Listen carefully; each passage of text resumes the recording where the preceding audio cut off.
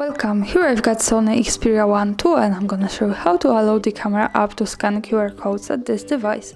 So at first we have to tap on the camera button here to open it. And as you can see, we are in the standard photo mode. So let's go to more advanced options. We can do it by tapping on this button in the right corner here. And as you can see, it gives us access to the camera settings. And now let's move to the photo settings. At the last position, we have the QR code reader option. So by tapping on this button, we can turn off the scanning and turn it on.